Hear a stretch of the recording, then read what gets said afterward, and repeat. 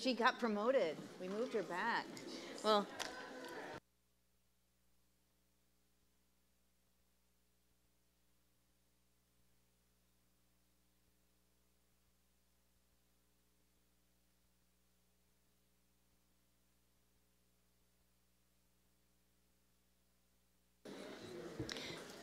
Please, everyone, we're going to start now.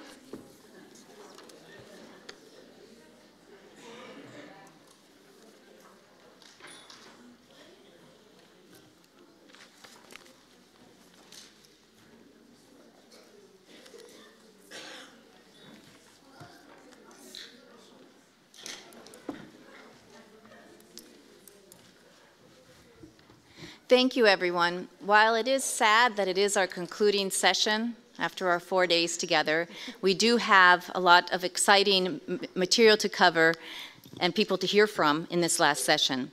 And because I know time has a tendency to slip away from all of us, I want to first say a big thank you to all my colleagues here at the Carter Center. Karen and I would like to thank all of them because this truly could not have happened without them.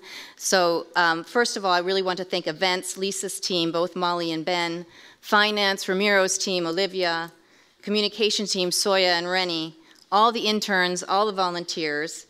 Also from the democracy program, those people that were helping us out, Erica Jert, Jennifer Phillips, Ana Caridad from the Latin American Caribbean program, and from the Human Rights Program, Jason Parker and Faiza Badmus-Busari, who are standing in the back. And finally, I would like to thank Talisha Harrison, our program assistant, who is coordinating all of this. And we actually, Talisha, we actually owe you 2 thank yous, not only for this forum, but You do the same thing I do. But what most of you may not know is this is her last week with us at the Carter Center. We are so happy for her because she's pursuing her dreams. She is a civil rights, human rights activist at the core, but she has an opportunity in her field of social and health sciences to pursue that, and we are so happy for you, Talisha. Thank you for everything.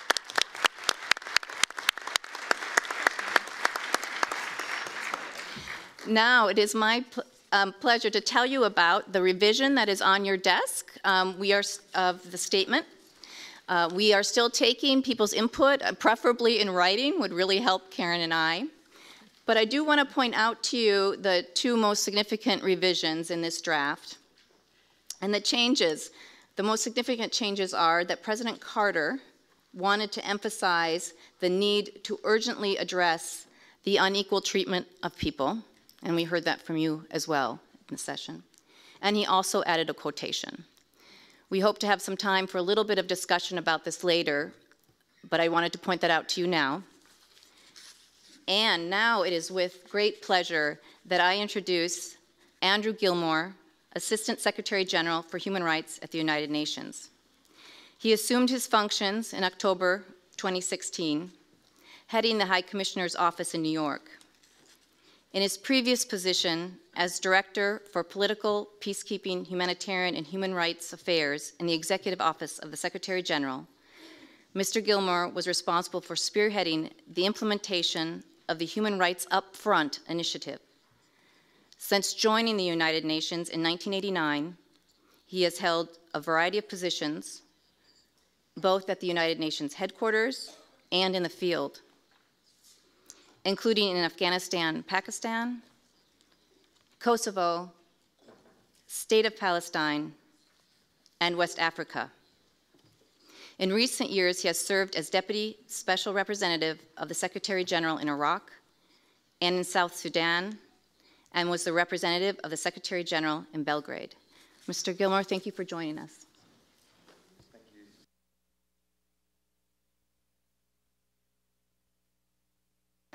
Sorry. Thank you so much. It's a tremendous honor to be here, Mr. President, and again for the 2nd year running, actually, and wonderful to see so many incredibly distinguished and brave human rights defenders. As just mentioned, I come from the UN, where President Carter is still a yardstick for compassion and principle, and it's particularly great to be here again. So,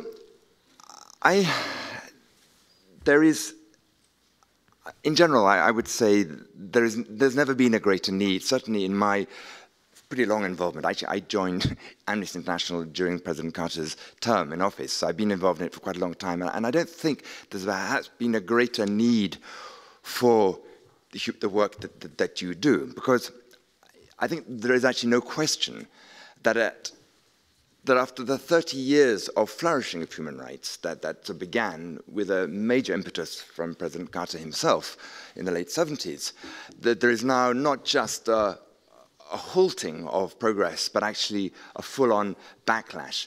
And we feel that in so many places, at so many levels, and on so many issues. And women's issues is one particularly obvious one, but indigenous ones, migrants and refugees, and minorities in so many places that one sees this backlash.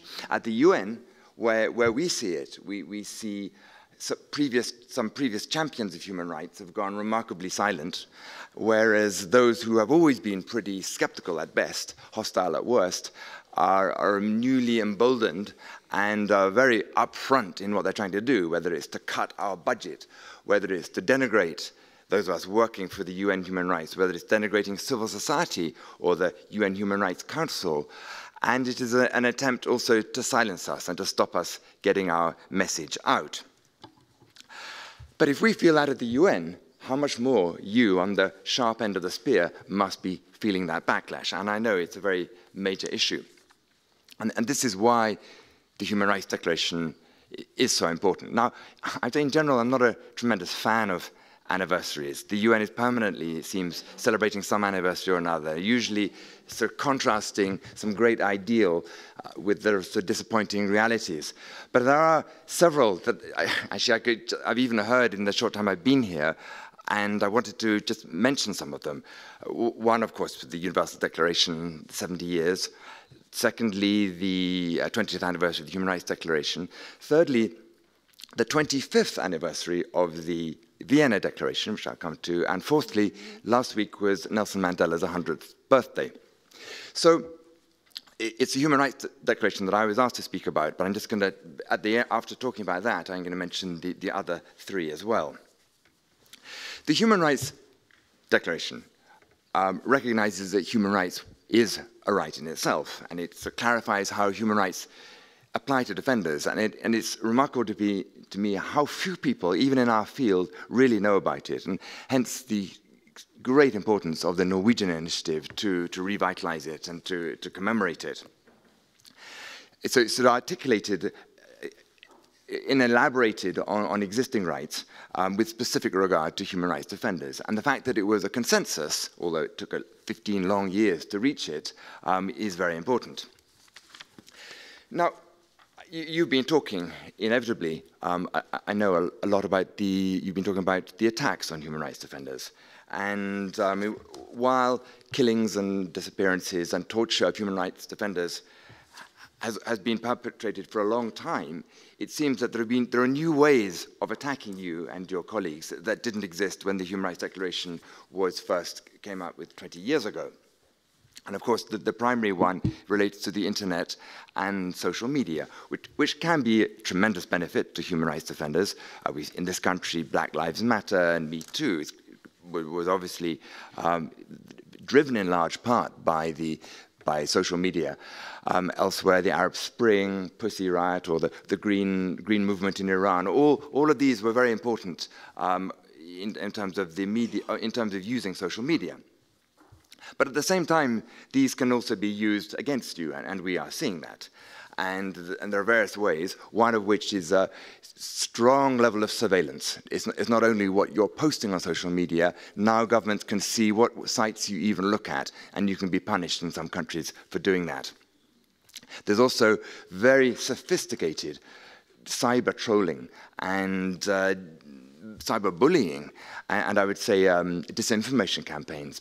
Perhaps the most successful one is the one that was launched about 2 years ago against the White Helmets of Syria, which was an and it came from Russia, and it was massive and complex, and it was launched and has successfully changed the view of people who actually who spend their lives digging people out of the rubble and photographing remains of bodies and people victims of attack and portraying them as either sympathizers of terrorists or as Western intelligence agencies. But that is a successful form of disinformation, and it will not be the only human rights organization that will get that treatment.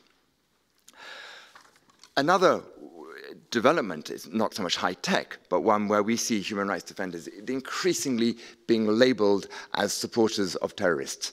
And in country after country, you see governments stepping back and just trying to tarnish anybody. We heard earlier about indigenous, that you're seen as hostile to development, and you mentioned that in the previous session, but also being accused of being sympathetic to terrorists. And incidentally, it isn't just human rights NGOs. They've begun to attack our office as well. Usually it's a bit so subtle that we're accused of sympathizing with terrorists, but just 3 months ago, the Turkish government took us on absolutely and explicitly accused us, our office, of aiding and abetting terrorism because we came up with a report on conditions with the Kurds and also in the post-coup situation. And there was a famous case with the Chinese government to have accused a leading Uyghur activist of being a terrorist and trying to prevent him repeatedly from entering UN premises, both in Geneva and in New York. And of course, and we're seeing more and more of it, you see governments trying to restrict civil NGOs, human rights organizations, through their funding and other methods. Last year, I was particularly struck by the head of B'Tselem in Israel gave a very good description of what it was like when the Israeli government was targeting his organization and preventing it from trying to do its work. But we've listed that more than 90 states have now come up with laws curtailing civil society or their funding. So protecting and expanding civil society space and defending human rights defenders is, I would say, the centerpiece of what the UN High Commission for Human Rights is supposed to be about, and it's something that we work very hard on. But nearly 2 years ago, the Secretary General created a new mandate and gave it to me on top of other things, but to be focal point for reprisals, those who suffer reprisal for cooperating with the UN on human rights issues. And as a result of this, we are seeing, and you will have encountered them yourselves, or at least heard of them, that the many, many different forms, whether it's through smearing online, whether it is direct threats, whether it's preventing people from traveling, whether it's preventing people from medical treatment, medical. So all these forms of reprisal, and it's growing. Last year, the report of the Secretary General that our office did listed 32 countries that have carried out these actions. And this year it will be, and that's higher than in all the previous years, and this year it will be comparable. Last September, I presented the report to the Human Rights Council in Geneva and to the member states. I said it was abhorrent that year after year we have to go and present a report to you, member states, outlining examples of how member states are targeting human rights defenders and others for cooperating with UN-mandated organizations that you yourselves have set up. And I said such human rights defenders should be regarded as the canary in the coal mine who are sort of bravely singing until they are silenced by the toxic backlash against human rights that serves as a dark warning to us all. I understand that earlier today people talked about an infrastructure for human rights defenders, and I would really like to see what we can do to build on that and what we can do at the UN to encourage that. So the shrinking of civic society is, of course, is a threshold issue. You cannot do your work. Actually, governments can't do their work, although they don't really realize that in every situation. And the UN can't, whether it's our work in peace and security or development or human rights, unless we are able to interact with civil society, those who can actually point out the benefits or the non-benefits of particularly government policies. So, which is why we think it's such an emblematic issue for all of us. So what can we do to defend to protect human rights defenders in this year. Now, there are many ways. I mean, what we're trying to do, and I speak about it often, if we can get other people who are not, unlike you, full-time involved in human rights, but just to provide support, whether it's writing to your newspapers or to your congressmen or to other politicians, and just raising the issue. Because I work for the UN organization that is, amongst governments, by far the least popular, because we speak out about human rights abuses. And so we're the ones. Yesterday I was briefing the Security Council, and I was asked, several agencies were, and they all talked about that they have a problem of they don't have unfettered access to Burma or Myanmar. I said, well, at least you have fettered access. We have no access whatsoever, because, I mean, and that is one of many countries where Venezuela is another, where we cannot even get a foot in. But one of the consolations of working for that organization is that one does see that even though governments claim that they don't really care what the UN thinks, the very virulence of their opposition to us, of their protest, when we actually call them out, when they come in and blast us, shows actually, that proves a lie to that, because it shows that they do have some shame. It may not affect their actions, but at least it does show that there is a sensitivity there, and that's why we are determined to carry on, because actually it isn't true. They do care what the UN says, so we have to carry on doing that. So making people more aware of the human rights Declaration is something very important. And one of the things that we try to do, we have to make sure that the UN is more open to civil society. And we try our best on that. But I have to say, I alluded to it just now in the case of the Uyghur, very powerful governments try to restrict civil society's access to the UN. Briefly, I'd like to mention the 2030 Agenda and the Sustainable Development Goals. And I do think this is a very useful tool for all of us in the human rights movement, because many governments find the whole discourse of human rights anathema to them, but they all agreed to the Sustainable Development Goals. And although those human rights are not explicitly mentioned very often in that, they are implicitly there throughout, especially with the mantra, leave no one behind, which is based on non-discrimination, and the disaggregated data. And I do believe that the government can't object if you're working with them on that. So it's something that I feel is an important sort of back door to get in. And so I understand you were talking about the indivisibility of human rights, and this is something is really, really important. The Universal Declaration, of course, since it came after both the Second World War, but also the Great Depression of the 30s, was infused with the whole spectrum, economic and social, but also the civil and political. But that's, unfortunately, after the war, after the declaration, it sort of bifurcated into two directions. And it was only really in 1993, through the Vienna Declaration, that people understood the indivisibility. And that was a unique moment in time at the end of the Cold War. People felt that there was democracy and human rights would be the new norm. And it was also, interestingly, it was because it was just at the beginning of the Bosnian War, where Christian Serbs were publicly, and it was throughout the world, was seen as carrying out atrocities against Muslims. It took away the ability of some people to say that these were just Western rights and that human rights was an entirely Western phenomenon. Because this is now back at the UN. We have, obviously, some major countries pushing back on economic and social rights, saying they're not relevant. It's actually a form of socialism, and you should just stick to civil and political.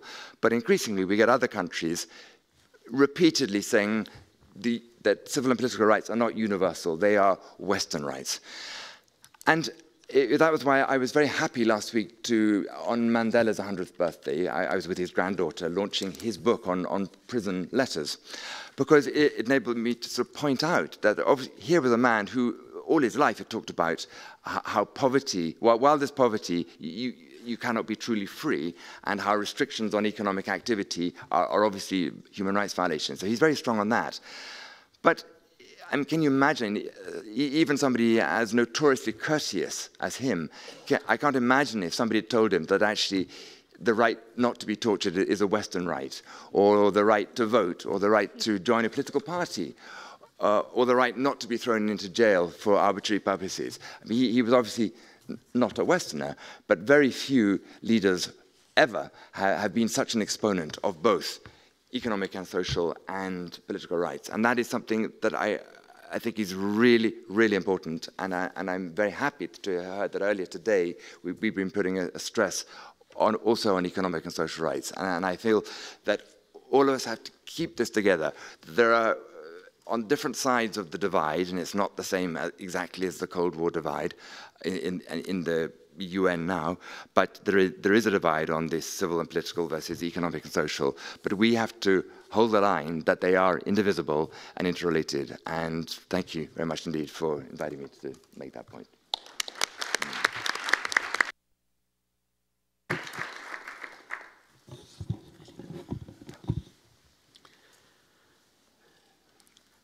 Well, I think we've just heard the comments of the most important person maybe in the world on human rights, the Assistant Secretary General of the United Nations on human rights.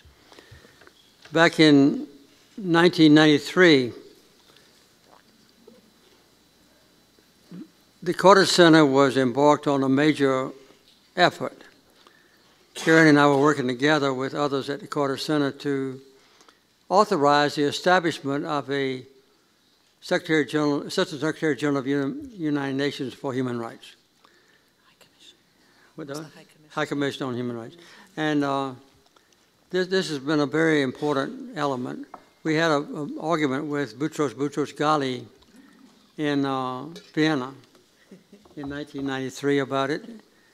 He and I almost came to blows because I thought we ought to elevate human rights in the United Nations, and he thought that any more officials in the United Nations was an encroachment on his prerogatives. But I think that the fact that Ambassador Gilmore is from Norway adds substance to his discussions, because I don't think any nation on earth more effectively and beautifully represent the ideal of human rights than Norway does. So I want to thank him for being here. It makes me feel very good to have him and to be in his presence. I enjoyed having lunch with him today, and I just wanted to express my thanks for his very fine presentation a few minutes ago. Thank you very much.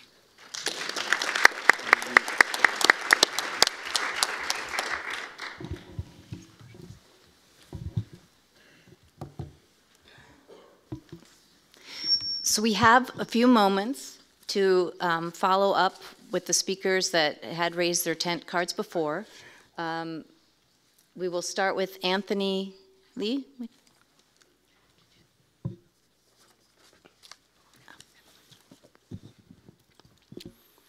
Thank you. Thank you, Mr. President Jimmy Carter. Thank you, Carter Center. I'm Anthony from Vietnam. At home, under the communist government, our people don't have human rights, even the rights to talk about human rights. So, over 10 years, involves the movement to the revolution, hundreds of my friends are in jail because we promote human rights. So I'm here today to ask for help how to promote human rights to our people in land. We need your help to stand with us on the battle of promoting human rights to our people. Thank you very much. Miriam, would you like to?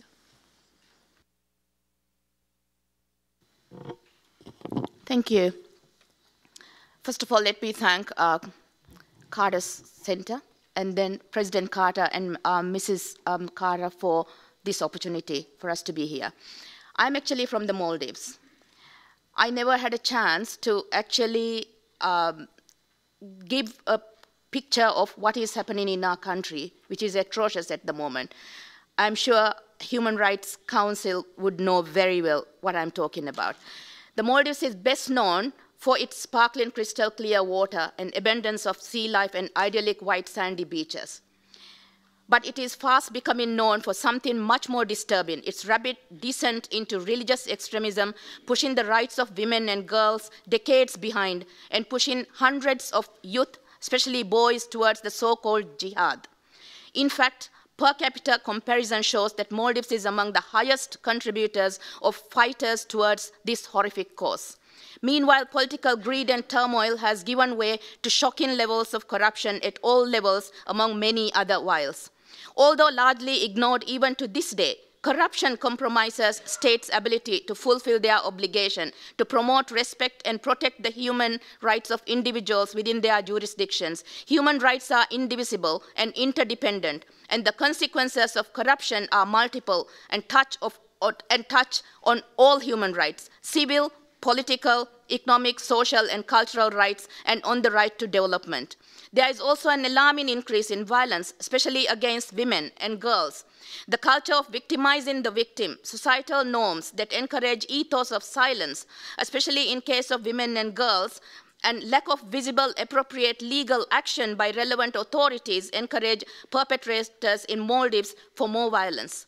Widespread intolerance is the root cause of human rights violence. Human rights defenders, lawyers, journalists, and other human rights champions in our country and across the world are facing unparalleled levels of oppression, humiliation, and harassment, extortion, and violence, as many people have stated over here. Leaders across many continents are increasingly dismantling the foundations needed for a free, just, and equal society. What we are witnessing today is a full frontal onslaught by governments, armed groups, corporations, and others with power on the very right to defend human rights. By removing their right to protest, placing them under surveillance, and targeting them and their communities with harassment, threats, and physical attacks, governments are choking off the oxygen supply to those standing up for our own rights. Obviously, the absence of tolerance is not only a denial of human rights, but human dignity. It is also the root of the suffering and hatred that breeds political violence and inhibits economic development, which is happening in our country. Authoritarian leaders intent on crushing human rights would have us believe that only they have our best interests at heart, but they don't. It is in fact those who defend our human rights who are standing up for us, and they face persecution for daring to do so.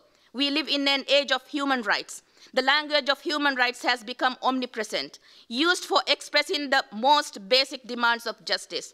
Some are old demands, such as the prohibition of torture and slavery. Others are newer, such as claims to internet access or same-sex marriages. But what are human rights, and where do they come from? This question is made urgent by a disquieting thought. Perhaps people with clashing values and convictions can so easily appeal to human rights only because ultimately they don't agree on what they are talking about. Maybe the apparently widespread consensus on the significance of human rights depends on the emptiness of that very notion. If this is true, then talk of human rights is rhetorical, window dressing, masking deeper ethical and political divisions. Thank you.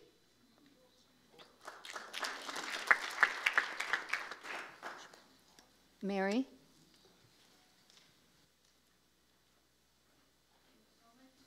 Oh, okay.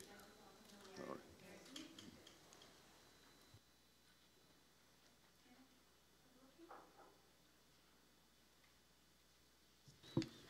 Yes, thank you so much, Laura, for giving me the second chance. Mr. President, it is really a great privilege for me to be from Afghanistan here. I hope that you remember me. This is me, Mori Akrami. I just wanted to raise your attention regarding the women's movement in Afghanistan, which is after 2001, there was a lot of attention, there was a lot of investment on women's movement in Afghanistan, but unfortunately now we see that women are trying to keep women aside.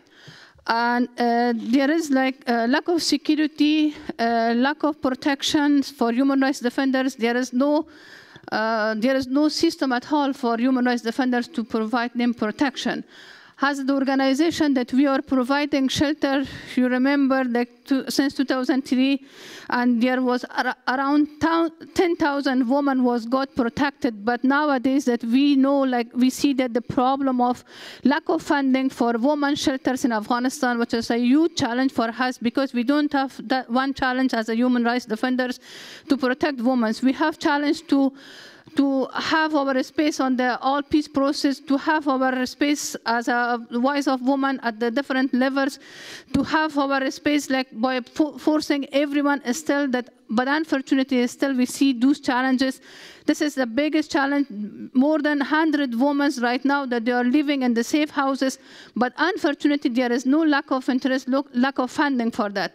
The shelter fund will be ended in end of this September. Since last year that we had fight for that, but unfortunately we didn't see any donors, and particularly the U.S. government. This is really disappointing us that we received the award in 2007 as a Women's of Courage award that I have got, but now we are knocking the door of donors to get fund for supporting women's organization, and particularly for women's shelter in Afghanistan. I need to raise this and to draw your attention. You remember like the Giti Askarzada, the one that without your support, she was not able to be here and to have her to reach to her dreams. Like Giti, there is 100 other girls in Afghanistan, which they are every day, they are facing challenges, they are facing sexual abuse, they are facing domestic violence. We are there to support them. And we don't have no one to be behind us. That's why that I wanted to draw your attention and draw attention of the international community in this regard. Thank you so much, sir.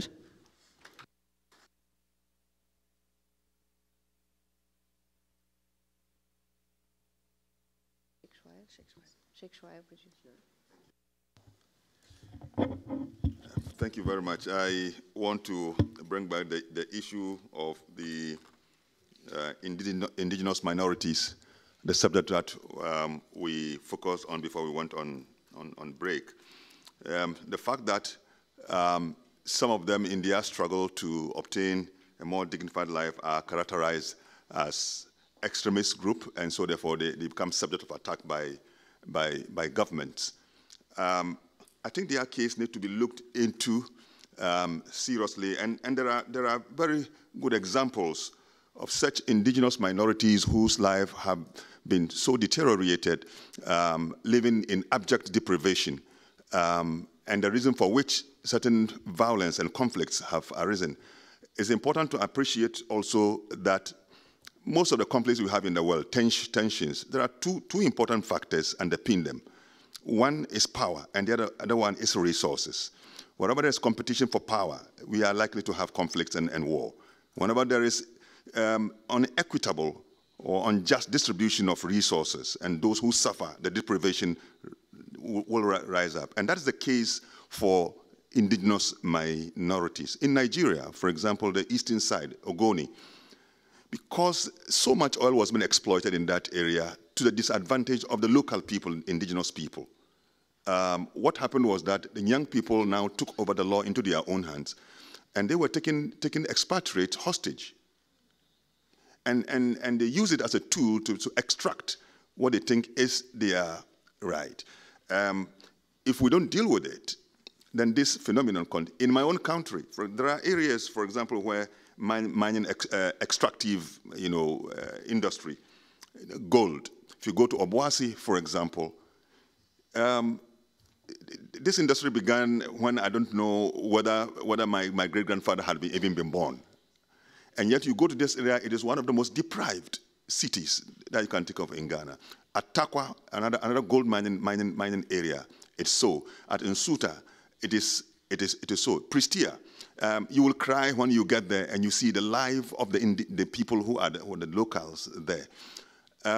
In matters of economic right, what is it that we need to do to ensure that such companies, when they are located in such areas, will make sure that the local people have a dignified life? And I think that is an abuse of their human right, and that underpins some of the conflicts that we see. So we share the plight of those indigenous minorities, but what is it that we can do at a higher level to ensure that their due is given to them? Thank you, Chief Schweib. Now, may I turn to you, President Carter, for some concluding remarks?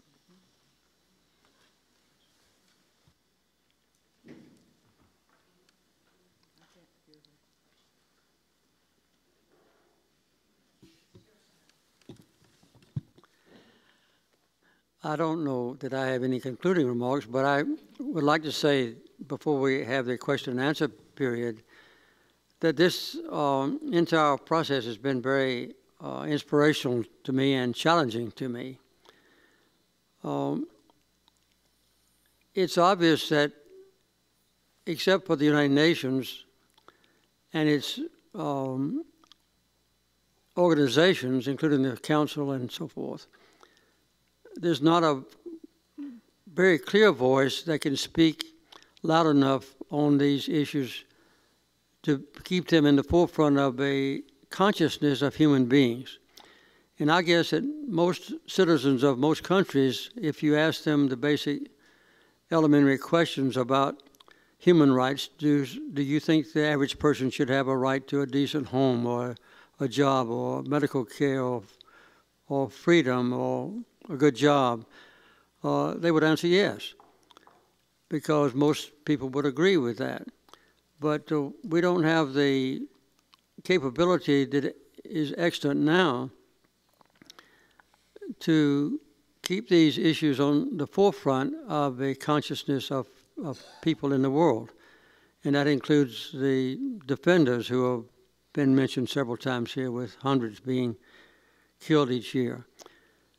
My hope is that in future years that the Carter Center will do a very close analysis, and that we will see how the Carter Center can, in every individual case, magnify your voice. And for a long time, Karen and I would analyze all the issues that came to us involving human rights violations in different parts of the world. And just to make sure we didn't make a serious legal mistake, we got the Emory University Law Department, where I have taught now for 36 years in several departments, to analyze them for us. And then we would pick out the most notable and exemplary examples of individual cases. And first, I would write a private letter to the president of that country, wherein the human rights violation was taking place, or where defenders were being killed or imprisoned. And I would tell him that I didn't want to go public with condemnation of his human rights policies, but I would like to hear directly from him about why somebody was imprisoned or someone was being abused, and ask him to respond. And if I didn't hear back from him, I would have to go public with the issue. And it was really surprising to Karen and to me, I think, at how many of them would say, okay, I think that particular person is going to be released. We won't hold him or her in prison any longer. I think the Carter Center should hope that in the future the Carter Center will become that kind of voice for you, so that individual cases that come up of human rights abuses can be exposed. The gentleman from Vietnam with whom I had lunch today pointed out that hundreds or even maybe 1,000 of his friends were imprisoned. I think most people in the United States, and maybe in Europe as well, now would say, well, we kind of take a breath of relief because the problems in Vietnam have been resolved. But if we had publicized a few of the key cases of human rights abuse going on in Vietnam now, just from a lonely voice of the Carter Center, I think it would put pressure on that government to stop their imprisonment of innocent people, of human rights defenders and so forth. So that's what I hope the Carter Center can do in the future. We don't have any authority, but we do have some influence. And in most of the countries in the world, in about 80 of them, we've had programs that have been beneficial to people with eliminating guinea worm and river blindness and promoting the concept of honest elections and things of that kind. So we do have some remnant of influence maybe among existing leaders now. One thing that we must retain, I think, in our country is courage enough to speak out even when it may not be a popular thing to do. Because we have a great dependence on some of our financiers, donors who give us money to continue the Carter Center. But I think in the long term, being a voice for freedom and a voice for democracy, a voice for human rights, a voice for indigenous people, a voice for defenders who are abused, a voice for what is decent or right, a voice for the elimination of discrimination against any kind of people would be a very good thing to have. So that's what I hope that the Carter Center will do as a result of this session, and I hope that you'll be patient with us when we can't be successful, but yeah, I think it might be possibly beneficial to you to know that you've got friends here at the Carter Center who will back you up when we can and expand your voice and publicize your legitimate hopes for a better life. That's what I hope. But anyway, that's my closing comments. A little bit more longer than I thought.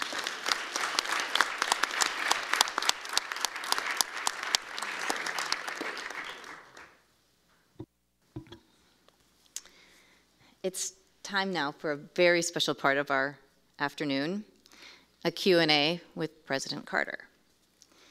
Let me take a moment to say again hello to those who are taking part in the conversation on Facebook.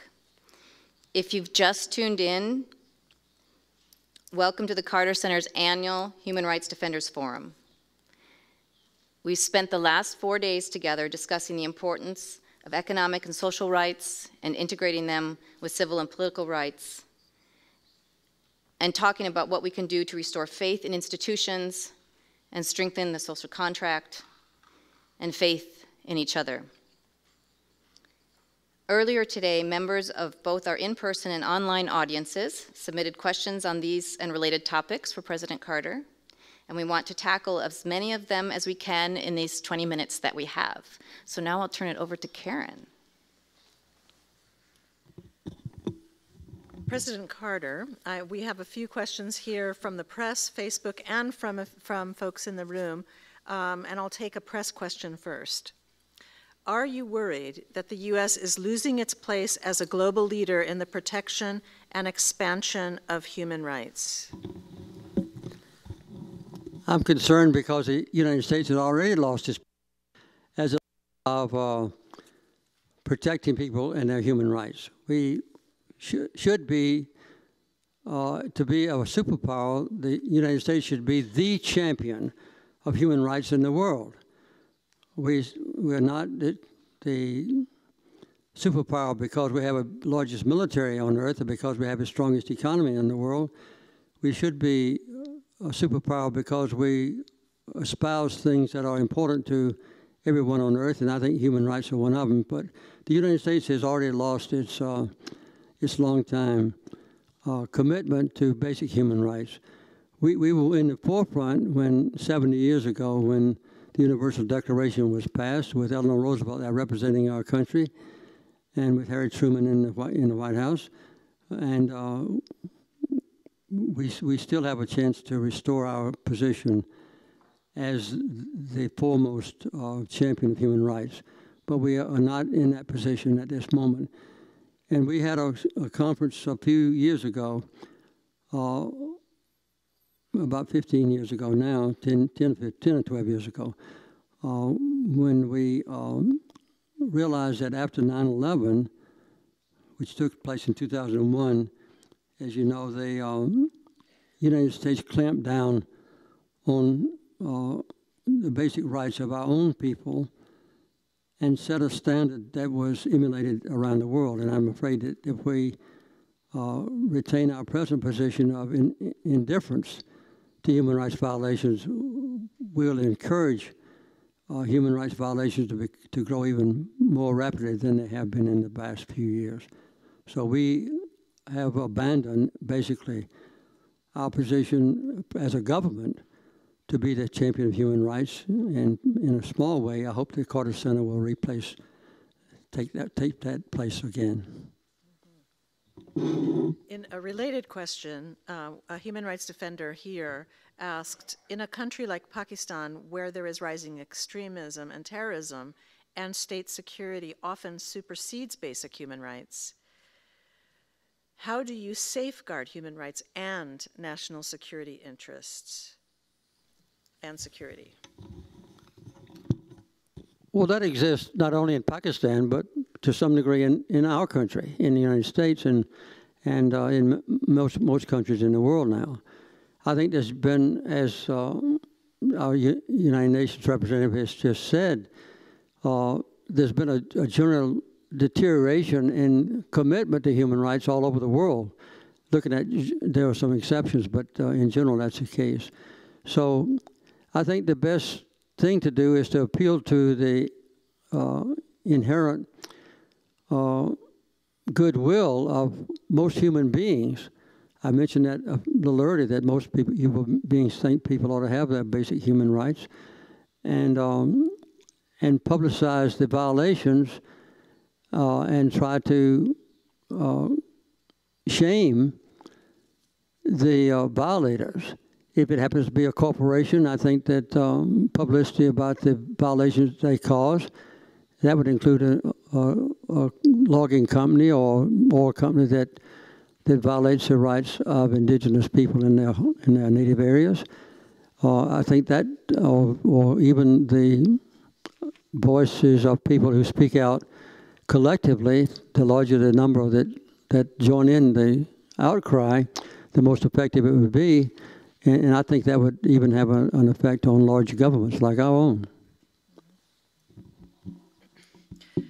We have a question from Facebook. I make sure that I am an educated voter, but what else can I do to improve our issues here? I write and call my representatives, but I am not sure they're listening. What form of communication is most effective? I think any form of communication is effective, even in your own family or your own circle of friends or in your own church or in your own local community, even as small as Plains, Georgia, or certainly like Atlanta. Letters to the editors always help.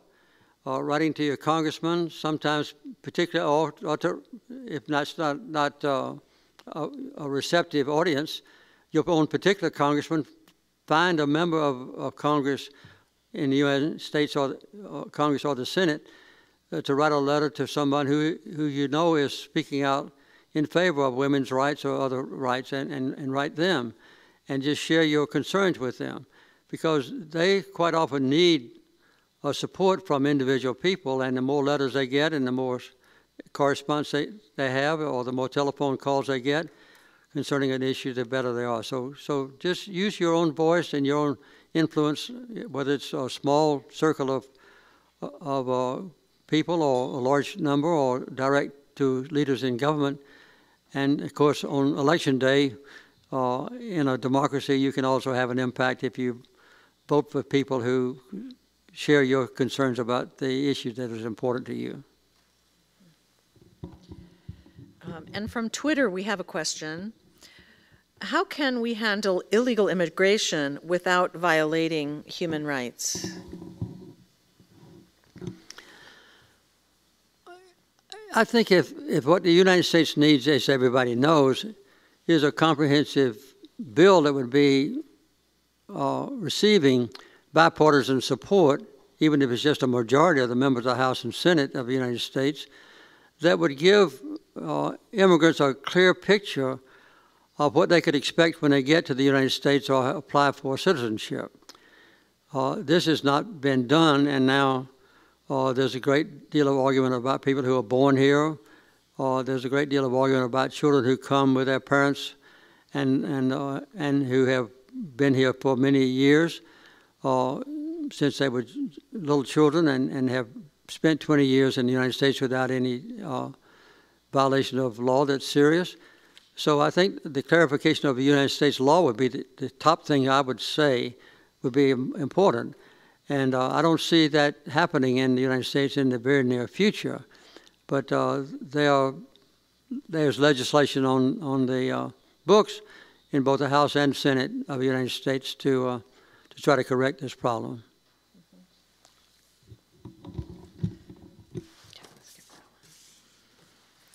And what are your, this is from the press again, what are your thoughts on the current racial divide within politics? Any solutions?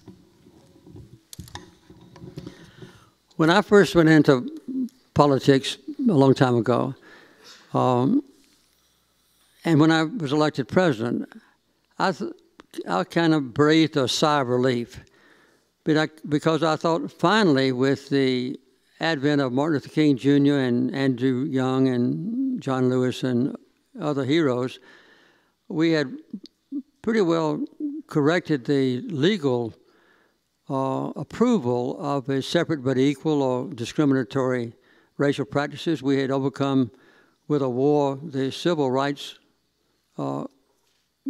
commitment to slavery. And so I kind of felt at that time, 30 or 40 years ago, that the human rights issue had been resolved. Nowadays, it's come to the forefront again.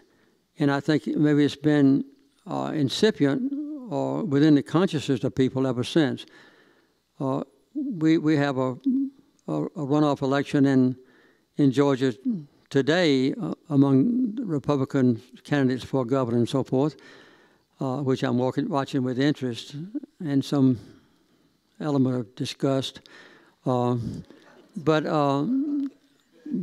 we have obviously a chance to vote on these issues on occasion.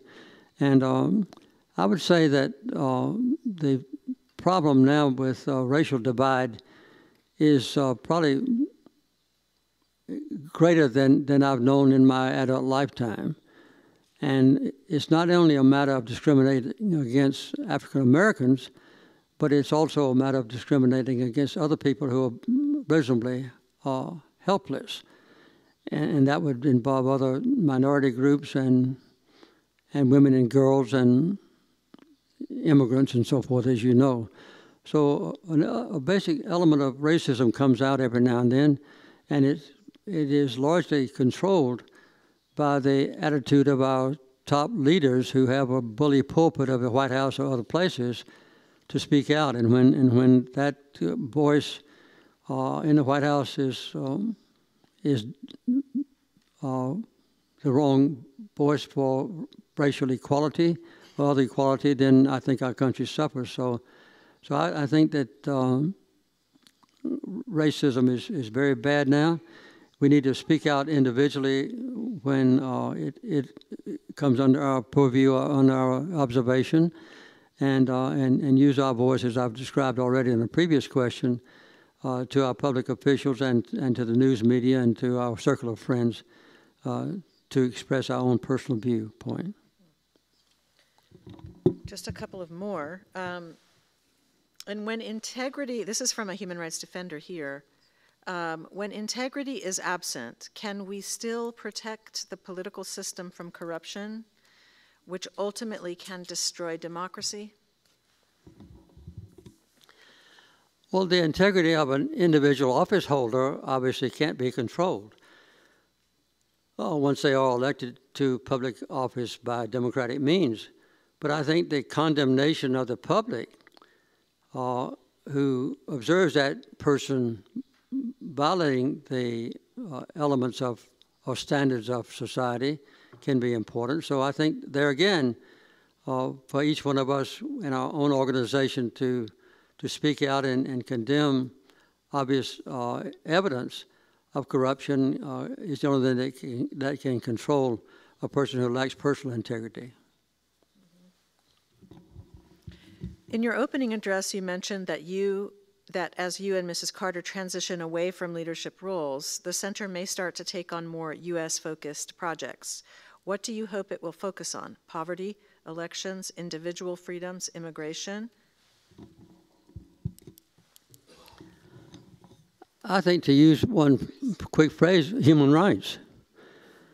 And as I kind of amended that statement that you're going to issue here during the noon hour, I think human rights basically comes down to one question, and that is the equal treatment of human beings. One of my favorite verses in the Bible, in the Christian Bible, and the Jewish Bible, is when it says that there is no more Greek or Jew or Gentile. There is no more slave or master. There is no more male or female, because all people are equal in the eyes of God. And if we could just take that one final phrase, all people are equal in the eyes of God, and we individually, as we relate to other people, or our governments as we establish laws, would just honor that phrase, all people should be treated equally and be given equal chance to take whatever talent or ability that they have and utilize it to the utmost for the benefit of society. That's the key to the question. That's a very difficult thing for us to accomplish. We've tried it now in the Christian faith for more than 2,000 years, and we haven't yet succeeded, of course. But I think that in individual countries, we can try it and succeed if possible. And in some countries can become sterling examples of how to deal with human rights and equality of treatment. I'd say Norway would be one good example, and other Nordic countries are good examples. And the most important single country, though, to have a commitment to human rights is the United States of America, because it's so influential in the rest of the world. So just treat people equally. And then you would do away with discrimination against African Americans or immigrants or mentally ill people or prisoners or women and children. That's my best answer. Well, I only have one more. This is the last one, because it'll give you, a human rights defender wants to know, it is 2018 and yet we are still here. If there was one thing you would advise we focus our energies and resources on, what would it be? I really believe, let me say before I close out my comments, I don't know I'm not an oracle. I don't know all the answers to everything, obviously, which has become obvious to all of you, I'm sure, this afternoon.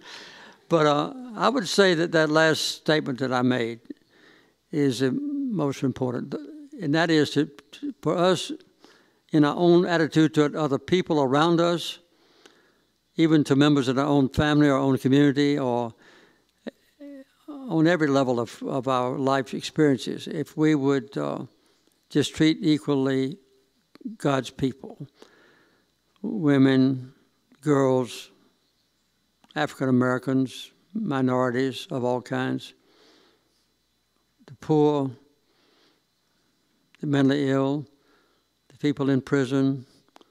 I don't need to name them all again, but I think if we just would do that and fight for that principle with every degree of influence that we have in the organizations that you represent or the countries that you represent, and do it courageously, I think collectively we could change the world for the better. Thank you all. Thank you, President Carter.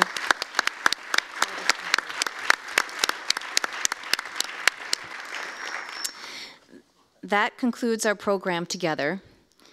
But what remains is to thank all of you human rights defenders who committed your time to join us, and many of you coming long distances, to join us here to advance all our work together. So again, thank you very much for being here.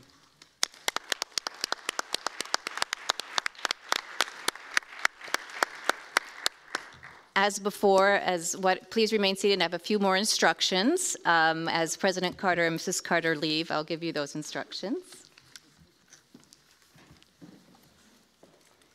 So please keep your name tags for security, because we are still having dinner together this evening at 5:30. I would ask, as we did at lunch, those of you that have dinner on the back of your badge, a sticker for dinner, if you would go to the back of the room and find the volunteers that will help you get to your places at dinner. And we'd ask that those people could go ahead and exit now.